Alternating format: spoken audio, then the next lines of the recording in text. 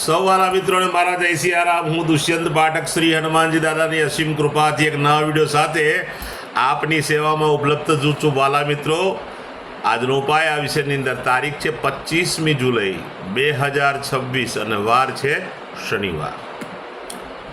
પંચાંગની વાત કરું તો અષાઢ મહિનો શુક્લ પક્ષ ચાલી રહ્યો છે અને જ્યેષ્ઠા નક્ષત્ર બ્રહ્મ યોગ છે. વૃશ્ચિક રાશિનો ચંદ્ર અને કર્ક રાશિનો સૂર્ય છે. અશુભ સમયની જો વાત કરું તો રાહુકાળ વહેલી સવારે 9:15 10 અને 54 સુધી છે અને યમગંડ બપોરે 2:13 3 અને 52 સુધી છે. આ બંને સમય અશુભ સમય કહેવાય. અશુભ સમયની અંદર શુભ કાર્ય શુભ યાત્રા ન થાય. શુભ કાર્ય શુભ યાત્રા કરવા માટે કોઈ સારું ચોઘડિયું, કોઈ સારું મુહૂર્ત લેવાનું, જેમાં ઉત્તમ અભિજીત મુહૂર્તનો સમય બપોરે 12:07 થી 12:59 સુધી છે. આ સમયની અંદર તમે કોઈ પણ પ્રકારનું શુભ કાર્ય શુભ યાત્રા કરી શકો. વાલા મિત્રો, વાત કરીશું આજના ઉપાયની. તો આજના ઉપાયમાં વહેલી સવારે સ્નાન કરવા બેસો, નાહવા માટે બેસો. પહેલાં પાણીથી શરીરને ભીનું કરી દેજો. ત્યાર પછી 50 ગ્રામ જેટલું કાચું દૂધ લેજો. એ દૂધને પોતાના શરીર પર લગાડજો. માથાના વાળમાં અને પગના તળિયામાં દૂધ લગાડવાનું નથી, પણ તમારા બાકીના આખા શરીર ઉપર તમારે દૂધનો લેપ કરવાનો છે. દૂધ લગાડ્યા પછી ચોખ્ખા પાણીથી તમારે સ્નાન કરવાનું છે. સ્નાન થઈ જાય તમે સાબુ શેમ્પૂનો ઉપયોગ એ કરી શકો અને ચોખ્ખું પાણી ઉમેરી પણ શકો. સ્નાન કરી લીધા પછી તમારે તમારા ડાબા અને જમણા પગના અંગૂઠાની નીચે સરસિયાના તેલના તિલક કરવાના છે. બસ આટલું જ કાર્ય છે. આટલું કાર્ય થઈ જાય પછી સીધું સંધ્યાકાળે પશ્ચિમ દિશા તરફનું મુખ રાખી શ્રી હનુમાનજી દાદાને કાગભૂષણની રામાયણજીનો પાઠ અને એક હનુમાન ચાલીસાનો પાઠ દાદાને અર્પણ કરો. રાત્રે સૂતા પહેલાં પોતાની જ પથારીમાં બેસવાનું, પલાઠી વાળવાની. ઓમ કૃષ્ણાય વાસુદેવાય હરે પરમાત્મને પ્રણત ક્લેશ નાશાય ગોવિંદાય નમઃ. આ મંત્ર યથાશક્તિ જપવાનો છે. આટલું કરી લો એટલે તમારો ઉપાય પૂર્ણ થઈ જાય છે.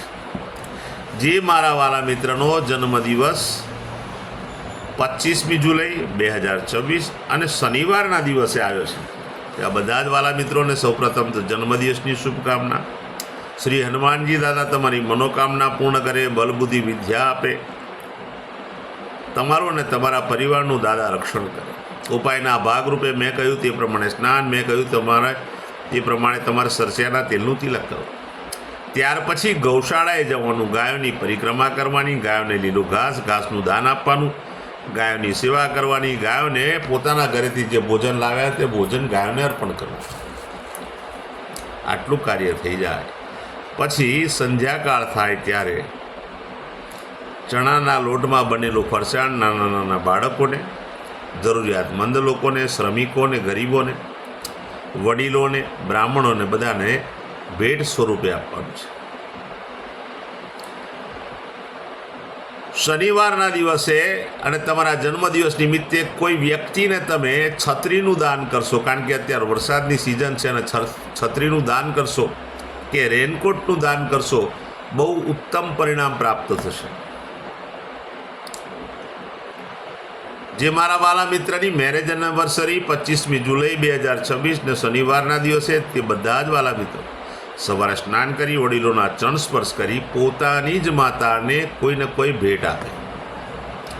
પોતાની માતાને ભેટ આપ્યા પછી ગૌશાળાએ જવાનું છે, ગાયોની સેવા કરવાની છે, ગાયોની પરિક્રમા પતિ અને પત્નીએ કરવાની છે, ગાયોને લીલું ઘાસનું દાન આપવાનું છે. તમારે ત્યાંથી ભોજન લઈ જજો, એ ભોજન પણ ગાયોને અર્પણ કરજો. આટલું થઈ ગયા પછી કોઈ પણ વૃદ્ધાશ્રમમાં, અનાથાશ્રમમાં, વિધવાશ્રમમાં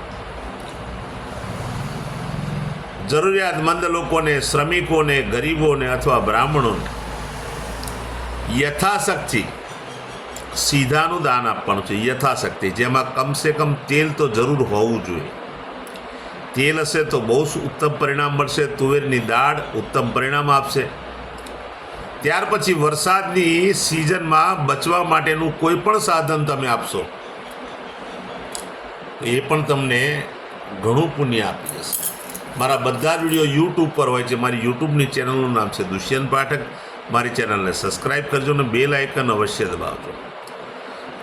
હું નિયમિત એક વિડીયો મૂકું છું, તમે બેલ આઇકન દબાયેલો હશે તો તમારા મોબાઈલ પર નોટિફિકેશન આવશે, તમે મારો વિડીયો તરત જ જોઈ શકશો.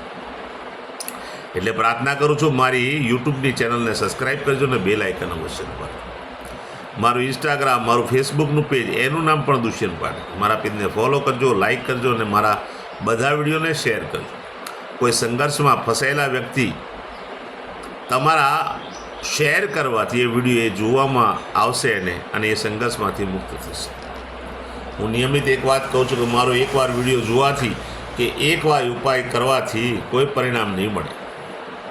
નિયમિત મારા વિડીયો જોવા પડશે, નિયમિત ઉપાય કરવા પડશે, ત્યારે તમે તમારા સંઘર્ષમાંથી મુક્ત થશો. નવા વિડીયોમાં ફરીથી મળીશું. આપ સૌને મારા સીતારામ.